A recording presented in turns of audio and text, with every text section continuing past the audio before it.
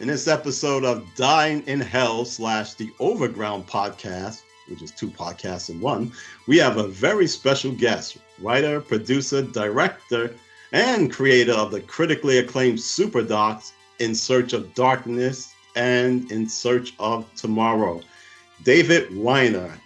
Now, Dave's resume reflects on his illustrious career from being a contributor to the Hollywood Reporter's Heat Vision, working as executive editor of famous Monsters of Filmland. Damn, I remember how those magazine covers scared the shit out of me as a kid, but I digress. Senior editor for Entertainment Tonight Online, and he won the Rondo Hatton Award 2 years in a row. Weiner worked in film as production assistant, production manager, and assistant director. But wait! Mr. Weiner also did work in television, commercials, and music videos. Oh, cool. Now that's a very impressive CV, Dave. You are also a graduate from Ithaca College, whose alumni consist of Bob Iger, CEO of Disney, and CCH Pounder from my favorite television shows Justice League Unlimited and, of course, The Shield. That said, let's talk about the ISOT flash sale that's happening now. Wonderful introduction. Thank you. I got it. Before we talk about the flash sale, there are some other illustrious Ithaca College graduates.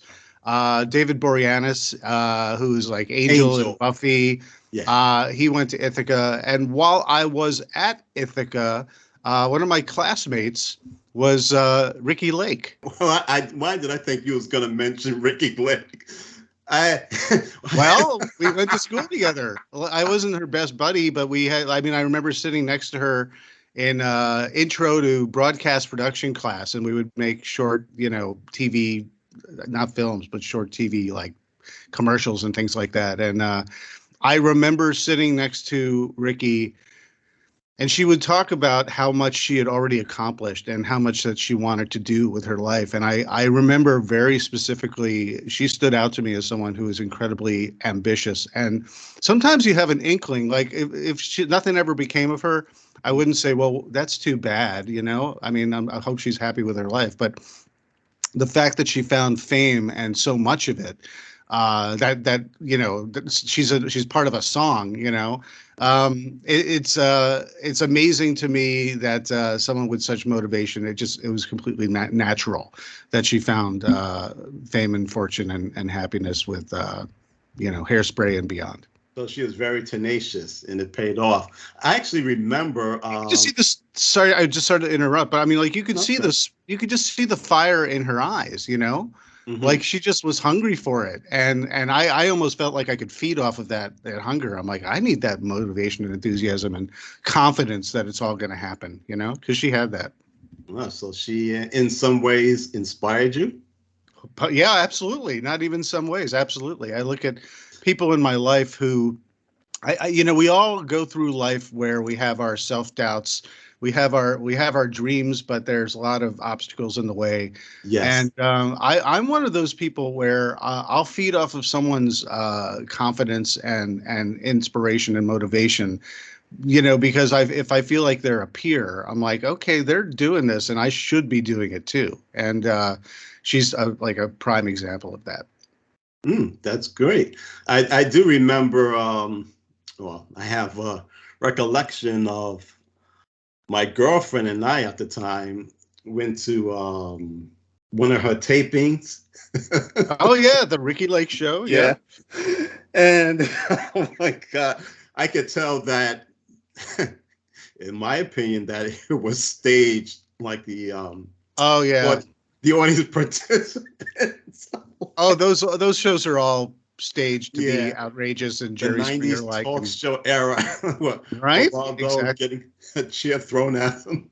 She also does not have fond memories of Ithaca College, and she's very vocal about that. And I understand because she they did not validate her in the drama program there, and they basically she felt like she was floundering there, and so she left, and then of course John Waters found her, and she didn't finish Ithaca. She didn't go for all 4 years, Right. and more power to her, you know. Yeah, But definitely. but I think sometimes also experiences like that where you feel like you're not being validated, but you've got it, but no one recognizes it.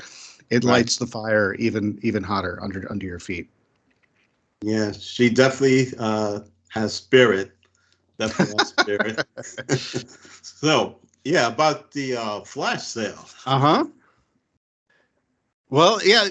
In Search of Darkness, for those who are unaware, I'll recap what you said a little bit, but the In Search of Darkness trilogy, In Search of Darkness Part 1, Part 2, Part 3 are all about the decade of the 80s and horror films. And they are long-form documentaries that run between 4 and 5+ hours each.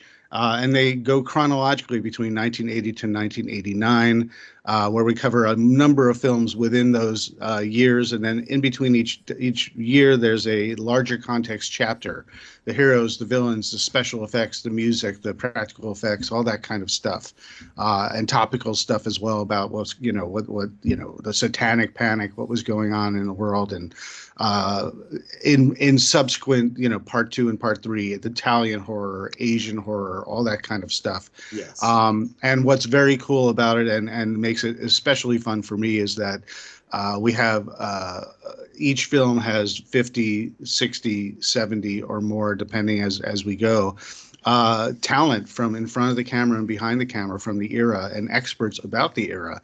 So the legends, John Carpenter, Robert Englund, Heather Langenkamp, it's just if they were a horror icon, Doug Bradley, Pinhead, they're talking about this. But even this, the more arcane and eclectic stuff, talking to Joe Dante about, not only The Howling and Gremlins, but The Burbs. It's very fun to be able to sit in front of my heroes and have them recall what it was like making these films, but also talk about their favorite films as well. And also, it's just this ultimate conversation and celebration of an era that we all love so much, and also kind of get a little protective about as well, because people who don't get horror really don't get horror.